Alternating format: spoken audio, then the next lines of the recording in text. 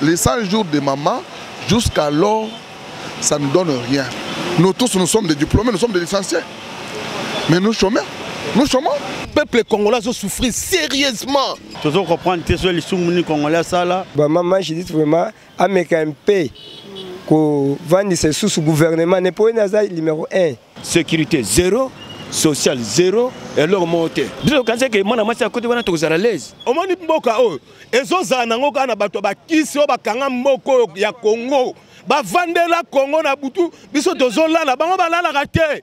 Bango ba ensemble mitakala.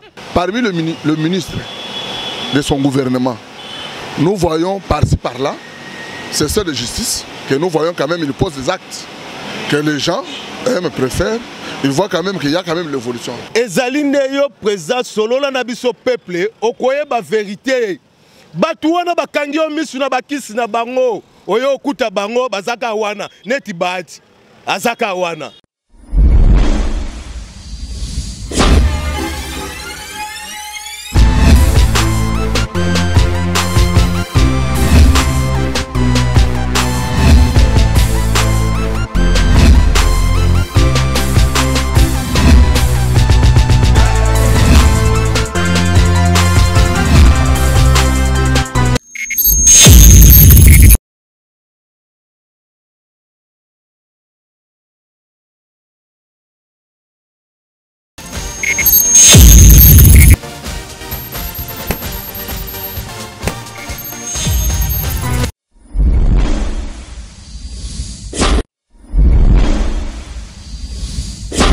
Messieurs et dames, bienvenue dans votre émission La Découverte sur Planète Sololabien, PSB, la chaîne internationale. Donc, pour Nalelo, Toye Kolobela, à ce qui concerne le gouvernement de Judith Souminois, la première ministre Oyo a totalisé déjà 100 jours au sein du gouvernement le 19 septembre dernier depuis son investiture.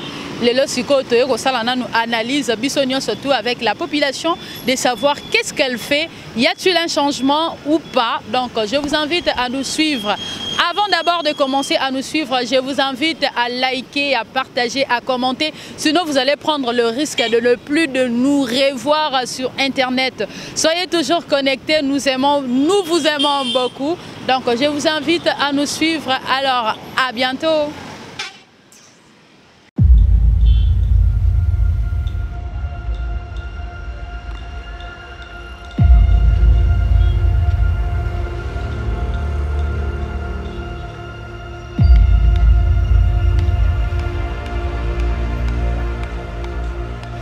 Bonjour papa.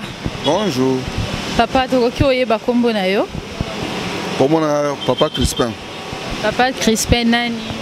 Papa Crispin Tumuteka. Ok. Papa Crispin Tunusika. Tumuteka. Tundukeka. Voilà, papa Justin, je me limite là parce que le nom est déjà compliqué. Voilà, non, ça l'évaluation par rapport il y a gouvernement, il y a Judith Souminois. Y a-t-il un changement dans le ministère Naye, dans le gouvernement Naye plutôt, parce qu'elle a déjà fait 100 jours et Outakokoka le 19 septembre. Il y a maintenant un changement par rapport, il y a domaine, je peux citer juste deux domaines, infrastructure ou sécuritaire. Y a-t-il un changement depuis qu'elle est là dans le sein du gouvernement? Oui, effectivement, c'est bilan. C'est bilan. Ouais. Effectivement, je devrais dire ceci. En regardant depuis sa nomination, nous, peuple, on attendait quelque chose pour qu'il y ait changement. Comme vous avez cité deux rubriques, c'est-à-dire en domaine sécuritaire et aussi infrastructure. Sur infrastructure, nous avons vu le projet. Il n'y a que des projets que nous avons vus, mais pratiquement, on ne voit rien. Parce que quand on dit infrastructure, il y a plusieurs actes. Il y a routière, il y a construction des écoles, des prisons et consorts. Il y a plusieurs domaines. Dans une infrastructure, il y a plusieurs domaines. Mais en regardant la façon dont les choses évoluent, jusqu'alors, rien ne marche en termes d'infrastructure. Parce que si nous prenons, par exemple, ma province à Mont, Kassa Central, il y avait des projets de Chite Katender, là c'est énergie. Je ne parle pas de ça, je parle d'infrastructure. La route Kalamambouj, c'est un projet longtemps. Jusqu'alors, il n'y a rien. Qu'est-ce qui freine, qu'est-ce qui fait que jusqu'alors qu'il n'y ait pas de choses palpables? Et d'autres choses. Si nous regardons, si nous entrons dans des avenues, ici en Kinshasa, dans des avenues, sur certaines artères, vous verrez qu'il n'y a que premièrement, si nous prenons tronçon université vers campus, hein? Si vous arrivez au niveau de Yolo Médical, regardez ce qui se passe là-bas. Il n'y a rien là-bas. Or, c'est un trou où on peut, mais après c'est fini. Mais on laisse comme ça, et le lendemain, on casse, les enfants vont souffrir pour aller à l'école, avec des véhicules qu'on sort. Si nous, puisque nous parlons d'infrastructures, si nous regardons l'évolution, c'est presque les 100 jours de maman, jusqu'alors, ça ne donne rien, puisque nous ne voyons rien. Il n'y a qu'au moins, parmi le ministre de son gouvernement, nous voyons par-ci par-là, c'est ça de justice, que nous voyons quand même, il pose des actes, que les gens préfèrent, ils voient quand même qu'il y a quand même l'évolution. Mais les autres, puisque nous avons un ministre de l'agriculture, qui sont des projets d'ailleurs qu'on devrait au moins marteler. Puisque nous, Congolais, nous préférons vivre, manger. Ce n'est pas qu'en parlant, oh, nous avons fait comme ça, nous avons augmenté les budgets. Mais les budgets là, qui profitent de ces budgets-là? Qui profitent de ces budgets-là? Ce sont des populations, puisque ce n'est pas tout le monde qui va travailler. Mais à travers ceux-là qui travaillent, on peut leur payer. Peut-être l'évolution sur le marché, sur le panier de manager, ça peut donner quelque chose. Mais quand vous ne payez pas, même les enseignants qui enseignent les enfants, puisqu'il y avait de gratuité, vous promettez seulement. Non, mais ça fait maintenant 3 semaines où les enseignants n'enseignent pas. Ils font des grèves.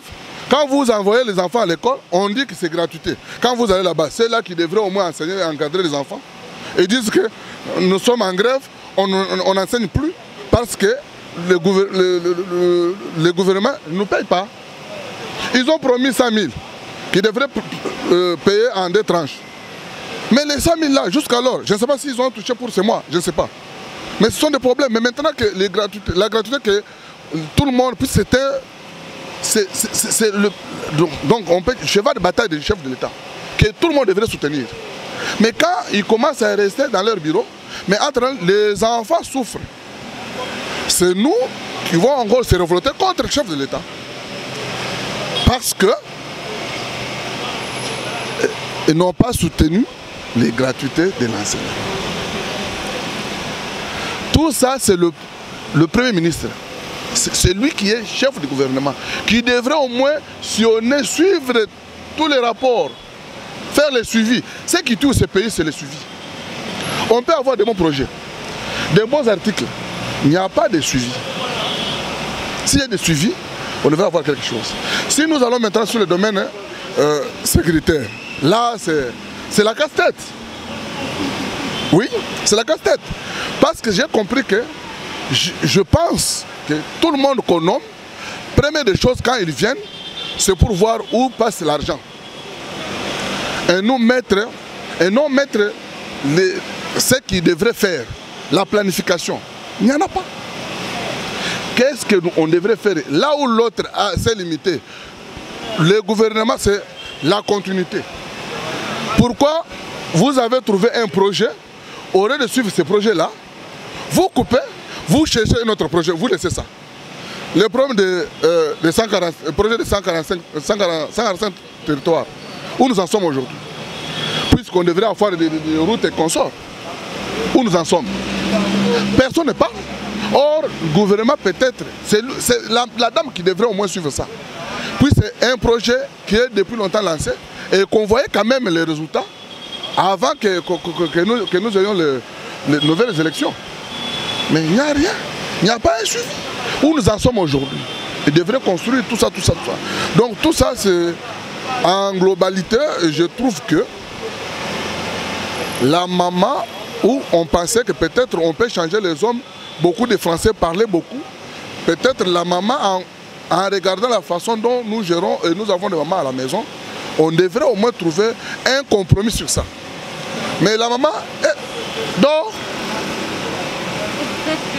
Maman ne fait rien. Oui.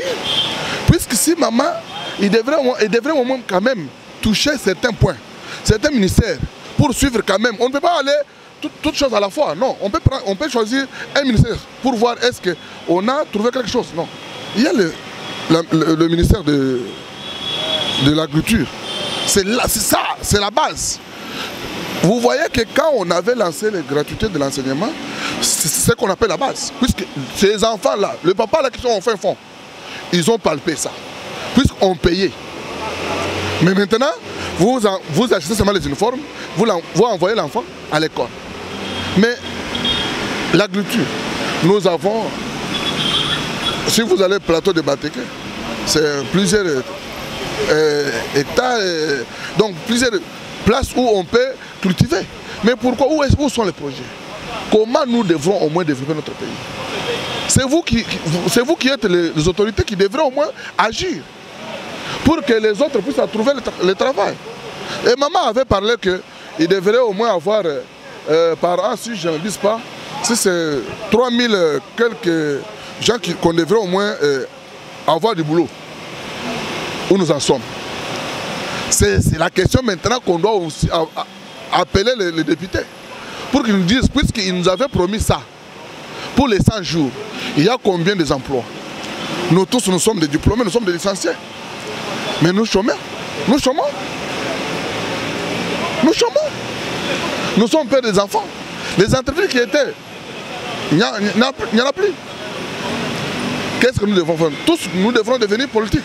Non, on ne peut pas devenir politique. Il y a des politiciens, oui, ils devraient suivre. Il y a aussi ceux-là qui ont étudié pour faire quelque chose et aussi encadrer les autres. Où nous en sommes? C'est ce que je devrais dire. Si nous regardons la guerre de l'Est, puisque vous parlez des problèmes de sécurité, c'est ça.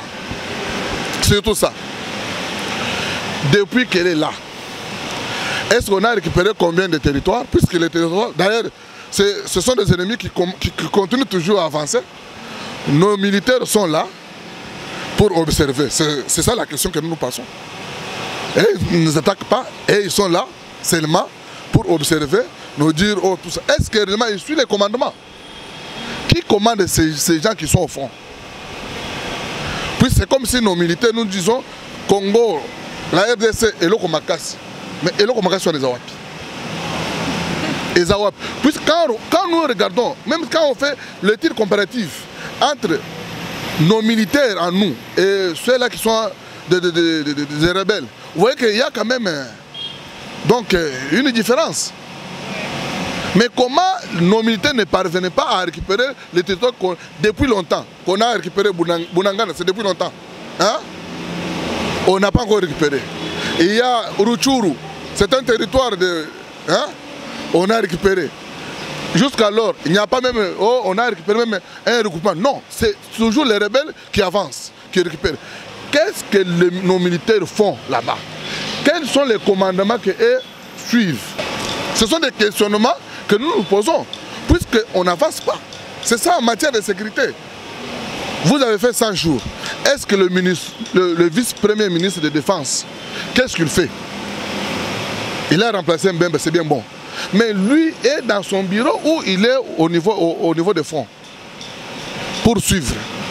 C'est ça. Puisque si que lui était au bureau, si lui était au front, on devrait avoir des résultats palpables. Mais quand on ne voit rien, donc voilà, nous sommes devenus des enfants abandonnés. Voilà. Une dernière question. La ministre a déposé son projet qui relève à 18 milliards. Et est-ce que vous trouvez que c'est réalisable avec 18 milliards? Parce qu'avec l'ancien ministre Samalou Konde, pour lui c'était à 14 milliards. Mais jusqu'à présent, il a Morote Salama. Qu'est-ce que vous avez à en dire par rapport à ça? En tout cas, les chiffres, c'est bien bon.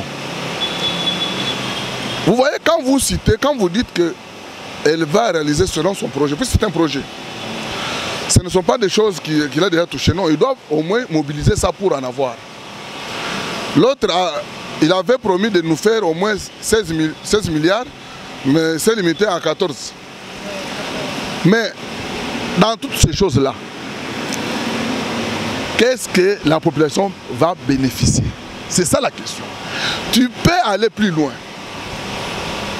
Tu peux faire ça, c'est bien bon. Ce sont de bonnes intentions. Ce sont de bonnes intentions. Mais est-ce que nous, peuple, nous allons bénéficier comment? Puisque nous n'avons pas de travail. Cet argent-là, ce sont des cabinets présidentiels qui va prendre tout ça, ou peut-être c'est l'Assemblée qui va vous faire, ou je ne sais pas. Puisque les militaires qui sont au front, ils ne touchent rien, ils pleurent. Nous avons des réseaux sociaux, nous regardons, nous avons des cousins et cousines. Hein? Ils nous informent des choses qui se passent. Tu peux mobiliser les choses, on peut vous donner ça. Mais quelle est l'utilité de cet argent-là? Qu'est-ce que nous, peuple, nous allons en gagner? Puisque vous nous parlez de chiffres, nous voulons au moins palper. Même si nous ne travaillons pas dans le gouvernement.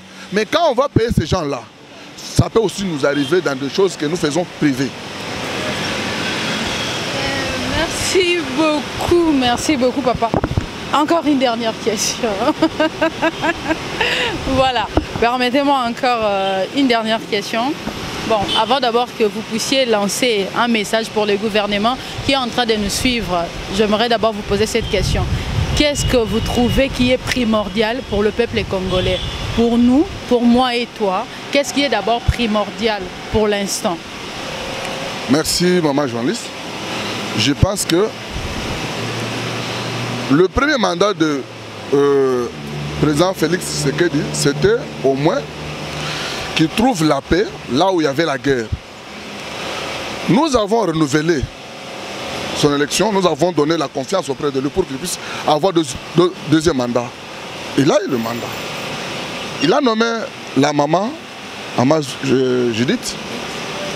Maintenant, c'est la patronne de ce gouvernement, c'est elle qui devrait me suivre.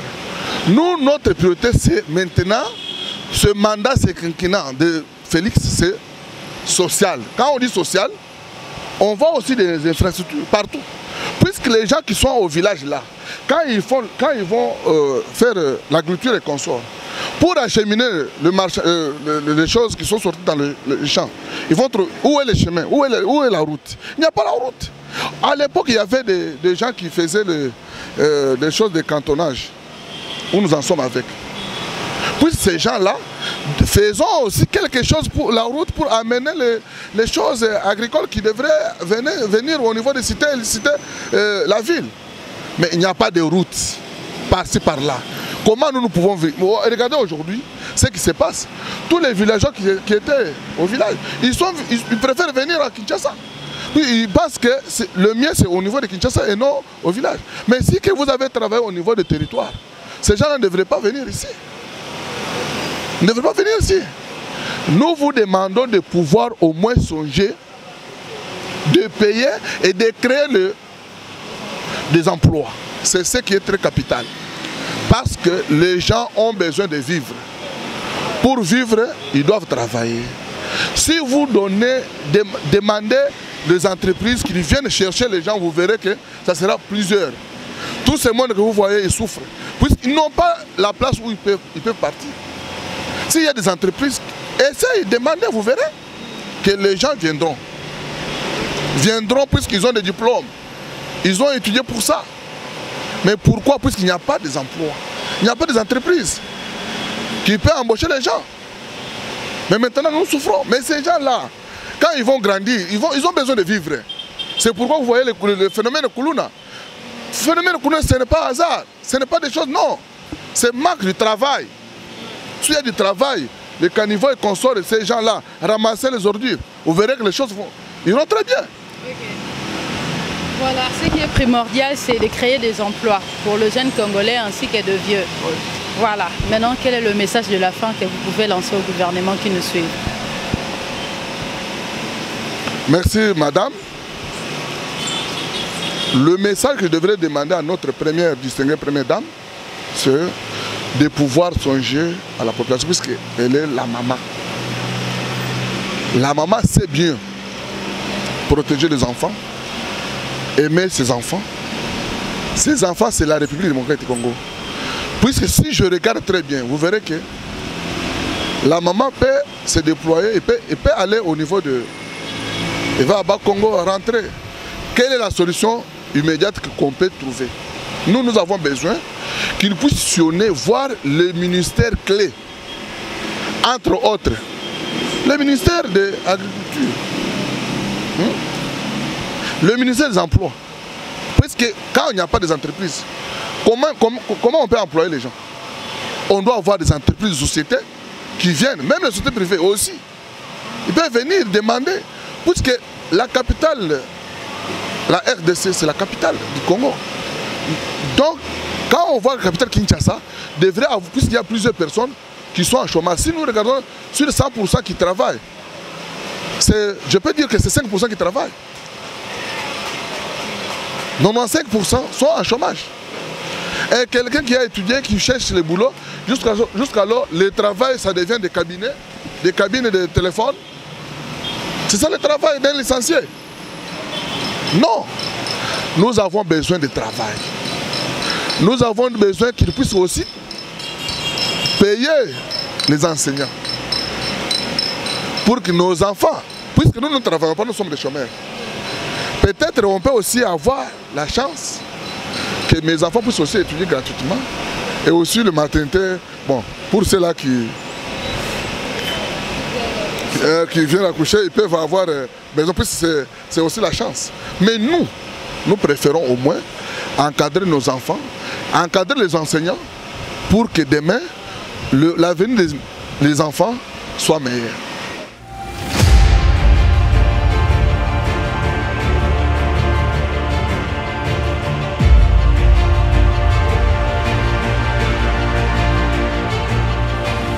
Bonjour papa. Ah, bonjour maman.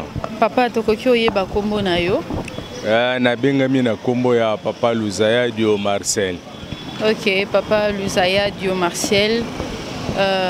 Dans une question que posée par rapport à notre première ministre, on a sali déjà 100 jours au sein du gouvernement.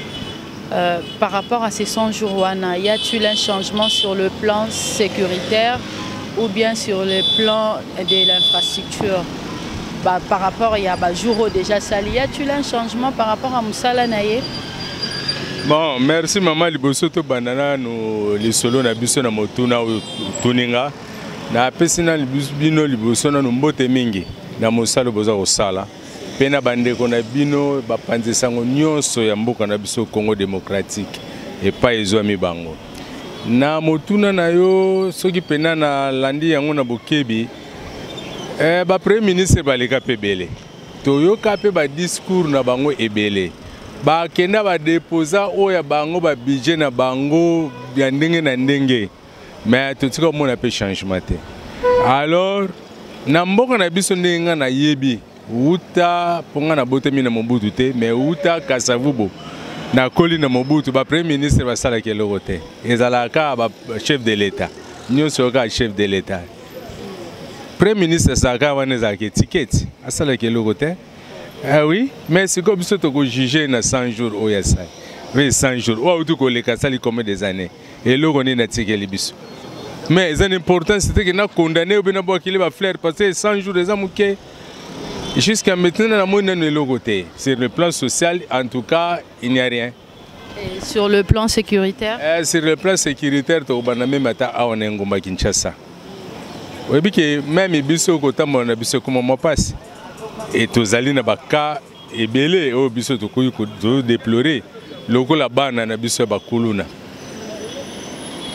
bana wana ba kuma ko déranger biso mato kene même ata matanga ube ko de fête ezate même ko ke même ba veiller na ba église ezate ozonga lerni o kene lerni pe ozonga lerni mais nous sommes zo dépendre na gouvernement et même te ba parlementaire parce que bango nanu bazali na notaire ya kozo nanu ba décision ba voter ba loi pour na bana wana pour na promise sécuritaire na on a vu la Kinshasa pe na Congo mobimba oyo za koleka kuna na kobeta pena lisolo nango mingi te po epesa ngai kanda mais tango mususu ouais zoleka wapi na l'est du pays l'est du pays vraiment epesa ngai kanda na linga pena ko mona pe ko yoka yango penza te po soki nazalaki na nzoto makasi mba musu pe na ngena ndima na lata elambo bandeko na biso baza kokengela biso ko FARDC na lata ngo pe na kende nanu kuna mais les Cambotés Nzambe a kubundela biso loin des yeux près du cœur na bandeko na biso na passe baza komona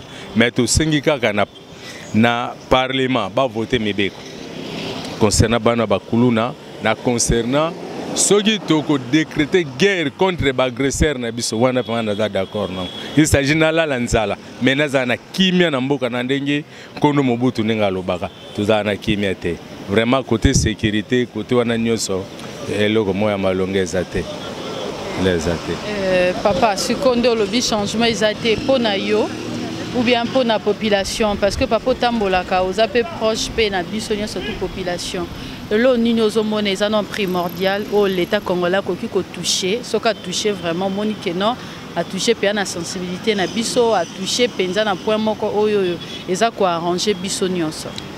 Oui, merci maman ezali ebele kasi soki na ko toucher moko ezali omoni tango na kokumisa ete mais na koloba po ezali loko esalamaki na mboka na ngai tango balobi bukanga lonzo soki balandi penda social ba toucher penda social na ba province nyonso omona ke tango biloko kotonda ebele awa na ngoma Kinshasa omoni tango mususu nzale ko dimine likambo liboso na ba toucher na liboso agriculture na mboka na biso ya mibale wana nde bakoki kokende ba infrastructure makamso kwa banzela comme ça on a to landa sécurité c'est l'autre que so mutazana nzala ako raisonner mabe po yemuko na azana nzala elo ne usenga salane ako raisonner toujours mabe soit ki akene ko yiba to asali kamoko songolo wa ko ko sala te masele ngo pona nzala alors justice ko yeba yango te muto na sali yango pona nini do ba toucher na social pona peuple congolais to lianan tolia comme ça o etikalo to tala ngosi pour même ata soda soka azali na nde bandeko na biso ba voyer soldat na biso esika bon bazali so yu balete ese ya ko sima mundo ki pangene ko bu mais so ki ale atondi omundi ka ozana makasi ya ko bunde tumba donc ba toucher na no côté wana na agriculture et c'était biso photo zela na to sombaka Thomson e ute pa bapaya to sombaka lo se ute pa bapaya ba semule ute pa bapaya mais mabele na biso to na nyoso eloko nini zo kozanga po biso mo tolona soki balobi ke ba boy ko tekela biso ba nje po na osabila mais ba sombela biso ba Congo ngana za d'accord ozonga na mboka na ngana ke sabila. Ah oui. OK, merci papa. Message ka ya suka o ko pesa ba kondio bazolanda biso. Ba kondio baza kolanda biso na pesi bango mbote epai bango bazali na baye baza kosala musala malamu bango nyonso te na baye baza kosala musala malamu pona ekolo na biso Congo basala musala bayozala na souci ya peuple babeta maboko te bakumisa mokonzi ya mboka po bango eza histoire le corbeau le renard te biso to boyango babeta le mokonzi maboko me baza kopesa mokonzi maboko te te sengeli ba pesa mokonzi maboko ba kota na likanisa mokonzi po biso pe peuple tuzana sima na bango biso to kobetela ba pe maboko mais ce moment bazo betela ka mokonzi maboko pona flatterie bongo suko biso petit peuple to beta maboko pa na to beta maboko te pa to betela mokonzi maboko akomona maboko na biso te akomona ka ko nzinga nzinga naye donc ba sala musala malamu pona mboka na biso Congo démocratique. Bonjour papa. Ah, bonjour maman. Papa, tu kokoye ba kombo na onani? Kombo nanga papa Sapu. OK, papa Sapu. Papa Sapu, ministre Nabiso Asali, le premier ministre, la première ministre, Asali déjà 100 jours, Nakatina au sein du gouvernement. Est-ce qu'il y a-t-il un changement du côté, il y a deux côtés, du côté infrastructure, na sécuritaire, sur ces deux plans-là? Est-ce que y a-t-il un changement ou bien changement exaté? Bon, na minute toza na RDC tout mona changement jusqu'à présent et l'autre. Le lopère ko le kané tam suna nzela awa mutu batu pe ba bieta. Oui, non c'est vrai. Ministre le kani piana nzela batu ba bieta. Et alors ministre kala to no ba ke oh l'équipe to moni, l'équipe amoni. Jusqu'à présent pas si na biso ba congolais ezo bakisama. Ole bomana me ezo matande ko mata. Tozo ko kate ko lia na ndaku. Toko kate ko fana ndaku donc on va na mona zo mbuyo place au sala ke zate ole ba la biso ba misala to sala bango te kaka malobe belé toko ya toko sala toko zala banini jusqu'à présent ina 100 jours ya salio et loko malonga to moni ezate chaque changement moi malonga ezate oui papa nangai surtout les plans non ngana lobby même social nini sécuritaire budget dans l'oroté 0 sur 0 maman na yebiso kutu social kutu comme mécano ku kolobate to so kufa na biso kala na yebisa yo on na yebiso za vrai peuple congolais so souffrir sérieusement on loba penda ke moto zo pela kasi to zikate o to mona kata mboka o non ils sont vrai maman pas so to na mboka o to mo place to ko kendete tellement de so mesa na mboka ngo to vandi baninga na biso ba o bana ba mboka libanda so moni ba na RDC ba bimba bino vivaka ndeni bako abi mo vivaka bo so bito abi pardon na kokate azonga ke biso to tika na biso na lifelo to mesa na ko zika to zo zika na biso sécurité na biso sécurité na mboko eza na ngote bano bokangia bakuluna bozo bimisa bango lisu libanda si bazo boma biso su ko boma babi ke sous prison te na ba makambo oyo ayiba ki téléphone moi bakamo ba mikie basuka kana parke o abundaki na muninga na ye o ayiba ki téléphone ba ngaku na yebi na bibelo ba lisuma mukie na munene ezalaka te mais ndeto komi na minute o balobi kuluna so ayibi au téléphone ok prison te bo suka na ka kuna na cadre na parke. Oui, bien, vous êtes informé. Oui, nous sommes informés. Nous sommes bino bozu parquet on est amouké. Bat bako iba téléphone on est ba poustouro à moto. Poustouro moto mais ma mutu na sima. Oya na sima na aya yibi mutu téléphone azo so na presse akimiake. Okotike na parquet wana pesa ezamouké. Ba vivre ndeni. Donc on a zono ka mbongo obimisi bango zumbongo obimisi bango. Bisonde batomisana bango sala. Donc sécurité mboko ezata.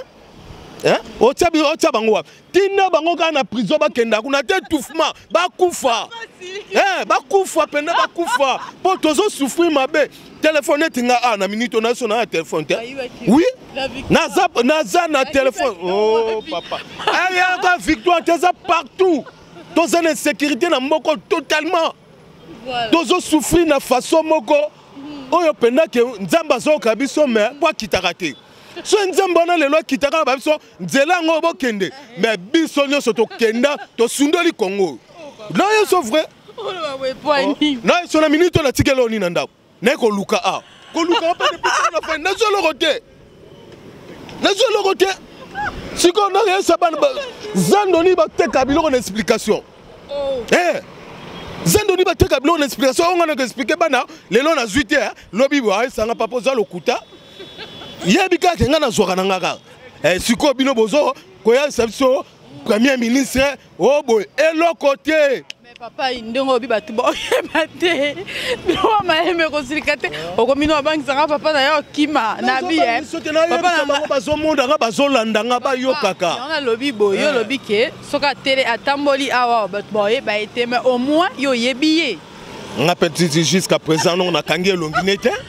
Oui, na kangina nous elongi na yete. Oui, na iso vrai. Premier ministre. Atambola wapi. Asali wapi. Ngana azotambola. Papa yuzo mona premier ministre était amboko azotambola. Maman na biso Judith Souminwa ozomona yete nenga azotambola. Asololi na nani peuple congolais ba solo la kana ye. Kasko auti ko tika budget na ye ni projet na ye o ezo relevé na 18 milliards.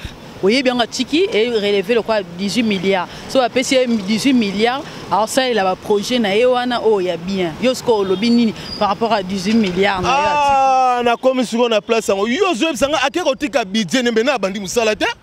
Abandaki déjà Moussala. Oh papa, déjà ça dit déjà 100 jours. Mais c'est déjà 100 jours. Oh, il y a beaucoup de gens qui sont venus na bijango na ni wa mboka toye bagate. Papa c'est yo ya nda information te. Ato landi information malonga exacte naturally na lo ba minito. Bo le kisanga ite bo kata kata ngai. Na yebiso bo le tsanga te bo banga bo kata kata. Ya ba place msu bo le tsanga ba baninga msu ba yeba. Pe bango ba fandi ora ba yebaka. Neti ba honorable biso to voter wa ibango. Lobi ba oyela biso polo, ba biso moi bière, moi coca. Biso ba nyama na bango to voter bango. Yo siko moni problème ezana. Bino monde bolinga pe bokoma ba nyama na bango, bokoma ba marche-pied, ya ba politicien. Parce que neni yo koki ko voter parce que mutu wana pesi yo polo. Donc apesa ki yo polo ya wana yo voter ki ye. Siko on comprend que comme nyama. Yo kana nyaye biso mama. O voter ye. O voter te ana mutu akolekise déjà. Kala na yebisi yo kanga malembe tokeno malembe oyenga ndenga malembe tokeno bato to voter président de la République bato musu ba député musu obiso to voter ki bango babimite. Mais yo koko loba ke yo voter otala mutu musu sa voter ki te bato musu ba voter ki est plus ozomona na ko yebiso biso to alaki to yebi ndenge le ka soki o ba voter te o ba voter to yebaka. Oh, nous tout le monde va député, va l'équipe, on voté, normalement zati. Il y a que 80% il y a des députés basés si kabaza bato basés si kao basalate et belé. Mais na oyebi so mboka o ezozanga, o moni mboka o ezozana ngoka na bato ba kisi o bakanga mboko ya Congo. Ba vandela Congo na butu, biso tozolala, bango balala kate. Bango ba ensemble mitakala. Non, ils sont vraiment maman na bisa. Tozo souffrir sérieusement.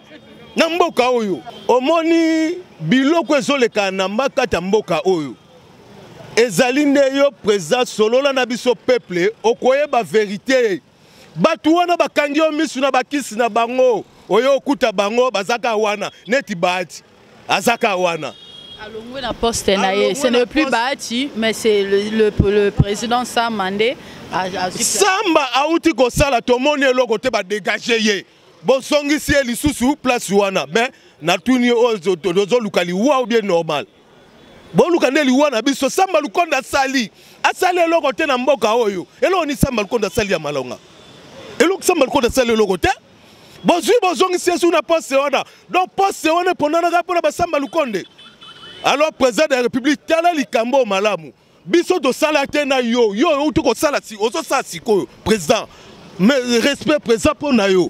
Ozo zano na ba idée bien makanisa bien mais ba tato yo va na bango bas kangi yo misu na ba kisi na bango solo na peuple congolais okoka vérité so solo na peuple congolais okoka vérité ba tatana ba sambela butu mobimba mitakala moto baki kanga président na kisi nde nini président ndenga sana na pouvoir epesa mapa nzambe parce qu'on dit toute autorité vient de Dieu donc poste wana o aza mutu pa kanga na kisi ezali panangu bate Mutupa Kangaïpe na Kisite, il est là, il est en train, il y a Rolanda Bisso, et puis c'est grâce à ma ministre, à ma députée, de Salarake, Bavoua Nabino et Koma et Panaye.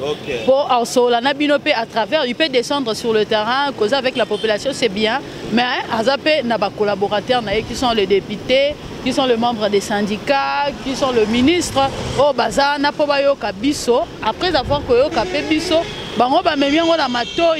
Il y a maman ministre appelé Razo Kende, amemia ngo lisusu likolo na ye. Ndena simanango rekom apena Matoi, il y a Yemoko le président de la République. Maintenant, pour comme na Matoi na ye parce que batu baza bazolanda biso. Yebisa biso ka ce message à suka o yo ozomona que gouvernement akoki ko sala message ka ya suka o yo opesa na président de la République Félix Antoine Tshisekedi oyo azolanda yo o azoyoka yo voilà. OK, elo ngana olobakaka oyo ngana oloba penale concernant ezali ko tuna ba député na o wana te tuna peuple congolais okoyeba vérité ya mabena malamu place musu oyo yeba kite ba oyebisa neti lelo to ma président de la République nga leka na avenue université baboya leka avenue université bakeko kote ki mwenza na bongolo wana babulu mabulu bamoni soki zindi lokola balieki bambongo président pesa bamba bongisa bakobongisa te bakoti président kimwenza bakoti ekuna akeka ota l'école asilisi babimise pe kimwenza bimibo ok famonaka bamabulu wana ya prince université oyo eza luvanium so batu bayebi yango te eza ya université avenue luvanium oyo biso toanda obenga kala ayebi yango bien aza mwana limete alanda bato oyo bazoloba wana te alanda peuple congolais akoyeba tous les vérités à partir ya peuple congolais ne mokonzi ya mboka akofungwa matoi ne abia place oyo boyebisenga boye te ta place oyo eza boye tala lelo so peuple congolais abetelema bo totandami awa nyonso université po tozala peuple président de république mais balekisi ye bakoti ye kimwenza bato oyo batai kuna baregrete babino ezalaka te fe bolekisa président ya université amona bamabulu awa bozosala mwa goudron moko mwa muke non baprince oyo bomoni ya mabe sime eza ya mabe la mboka na biso ezali ya ofele eza importe te botiela biso ata babeton nini prince oyo kasavu batia babeton tomona yango te bino bondotia batuka goudron non yango na sa peuple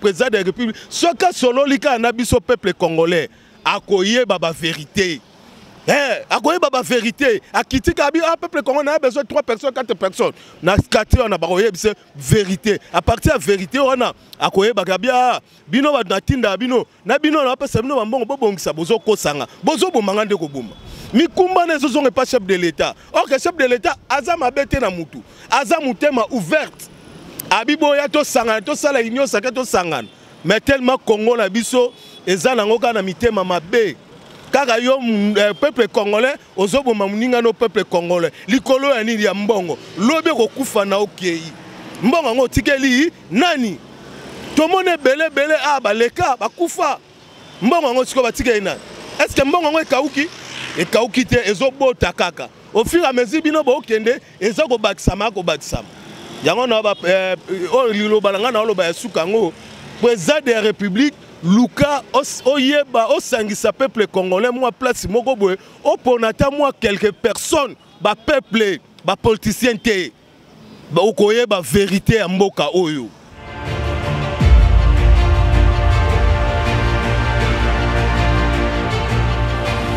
Papa, bonjour.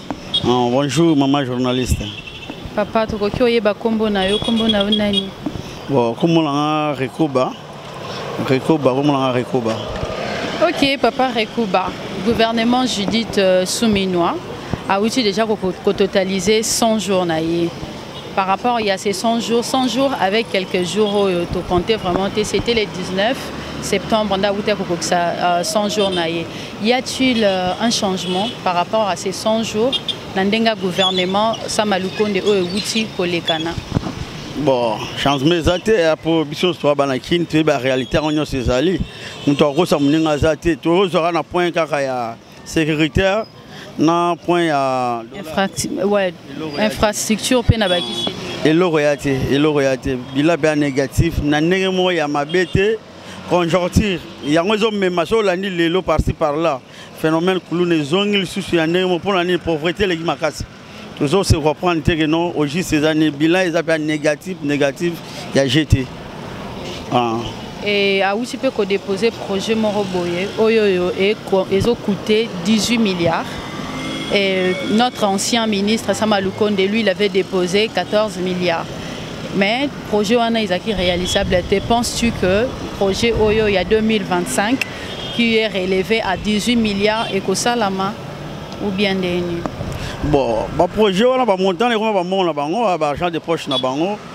pour tout le monde a déjà, même les lots, budget, on a besoin de matara.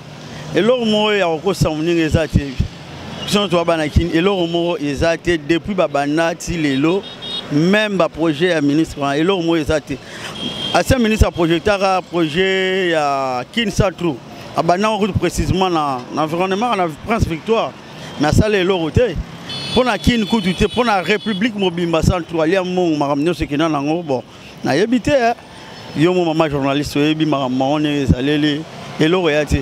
Toujours comprendre tes les soumuni congolais ça là, tu yebité. Toujours yebité ceux congolais ça là nil po, lobipé, tobala, to sepela to vivre ne bango ba vivre po bango ba vivre kitoko bango be ba vivre kitoko yango ke no ba maramnyo se lera même na ba chaîne mususu wana bala na rango te tant super mission to sala ngana yo ba ko la na rango yango te zo mona moya ko bebele ou panza muntu ezate po bazana manque de volonté ba mité mama be ce bazana bonne volonté mais toujours évoluer bientôt mou les obana mais to dinda ba biso ba ke classe te ba keno ba classe mona nenga passe. Il y a souffrance, mais il y a habité. Il y a avenir et athée. Ouais. Et maintenant, avenir et athée par rapport à son gouvernement. Maintenant, message ni au koki ko pesa ou bien elo ni no ya amonia koki ko sale ko ça la primordial pour na biso peuple. Message au que l'on appelle ça ou bien pour la population. Gouvernement, tout ça dans ko s'adresser na gouvernement. Bon, elo est très important, est amour. Mais bango bazana bolingote ba kanisa pe que non biso to za ba humain netinga na osona déjà bona déjà na bientôt 40 ans maintenant à venir mon invité et leur mo ezate kalate 50 ans et leur mo bénéficier na vie ezate ba dans la bonne volonté ba zo biso neti bana bandeko baleki talo za que non na grand garçon mo boye bientôt 40 ans et leur mo te asalate a bénéficier pe et leur mo pour la morate ce que o lo banini mawatro dans la bolingo biso to linga bango ming me bango balinga biso te biso to linga bango trop balinga biso te dans la bonne volonté à pas bolingo et l'homme sur ça te bazara na amour. Merci beaucoup papa Ucholoba a presque 40 ans mais elo ezate donc par là encore on va dire bilan jusqu'à présent ils en ont négatif 0 sur 0.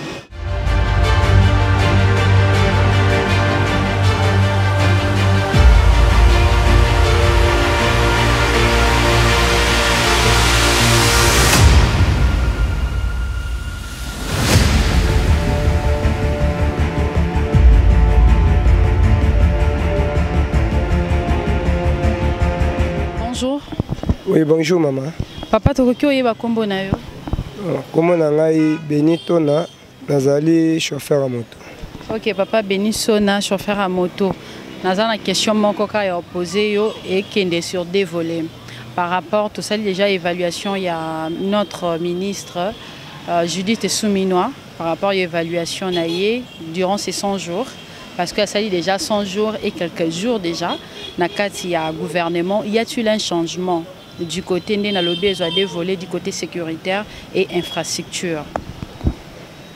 Bon, maman, on a vu que na mutuna wana depuis le gouvernement bimi, on a moni changement économique, ça a tracassé comme dit à ma casse. Au mal gouvernement, au mal tracassé comme à ma casse. Toujours boula, tout le temps, donc il y a une insécurité à ma casse. Tu as presque une insécurité. Tu as aussi na bakonzi amboka, bazo konzabiso, un peu, kosunga biso na koto tracasserie. Le commune policier azo kanga moto, na unité nyonso la police, FARDC, chikat bakanga moto. Donc tandis que le gouvernement peut utoleka. Donc par là, je vais répéter la question. Par là, tu veux dire que changement est athée. Dans le gouvernement Samaloukonde où il y a Judith Souminois.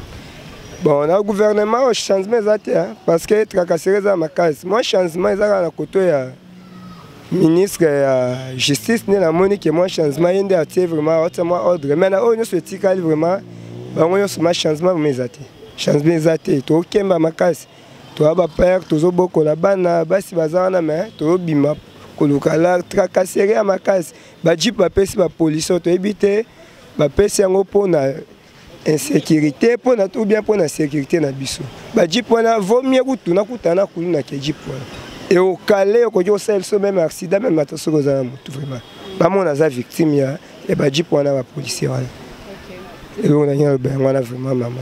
Voilà, message à Souga Kassi, le gouvernement a Zolanda Biso par rapport à un changement. S'il y a des encouragements, il faut encourager. Aussi, il y a quelque chose qui est la primordiale pour l'instant. Parce que Azawana a Zolanda Biso. Autant la caméra, pour un message. Maman, je dis, moi, pas ça la suivi. Pour un chef du gouvernement. Tant que ça la suivi, tu as un ministre, et chèque au Bimaran toujours et pas.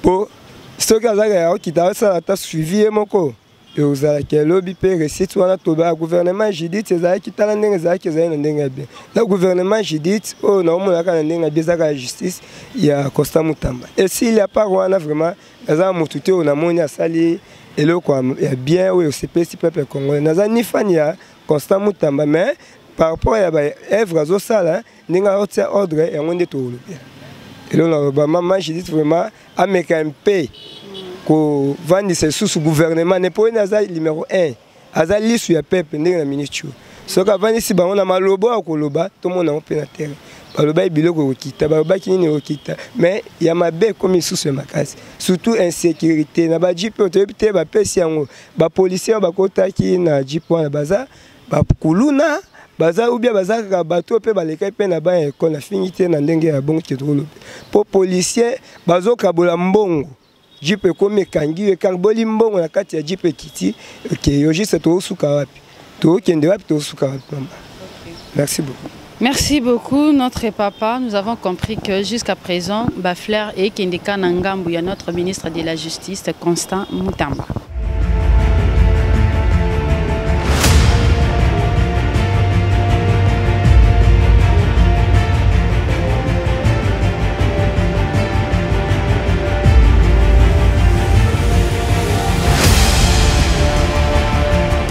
Bonjour maman.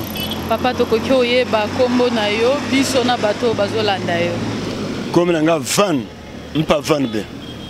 Papa Van Ben. Van mpa Van be. OK. Van mpa Van be. Papa Van mpa Van be.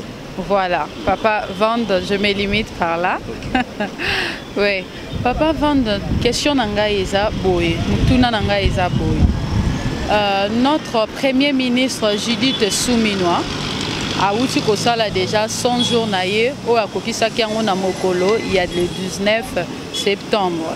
Sikoyo par rapport il y a 100 jours naye ndenge aza déjà wana na sein ya gouvernement na biso.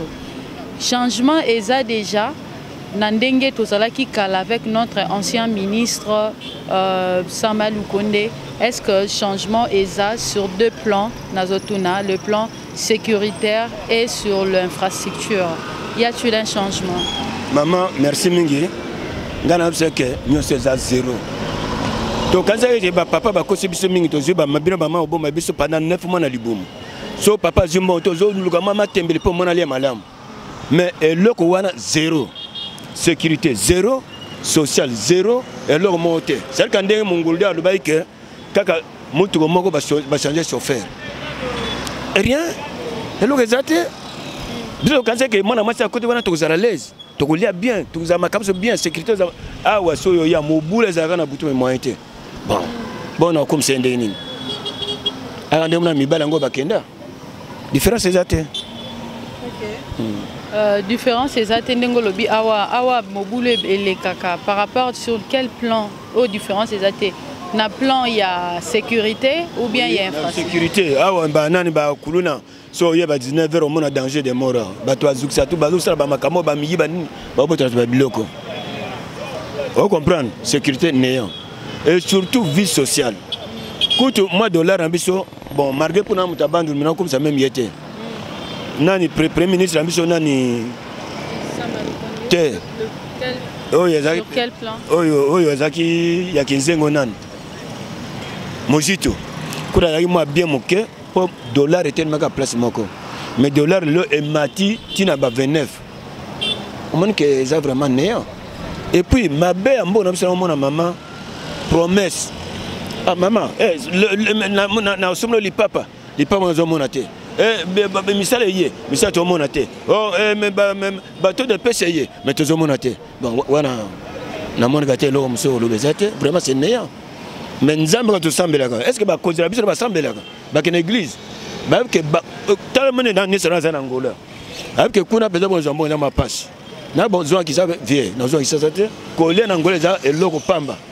Et c'est logo pamba donc ça aucun Angola donc attends 10 matchs aux olies pour nous moko. Mais ah ouais, nous m'a boumé kondo 10 matchs et simbaté.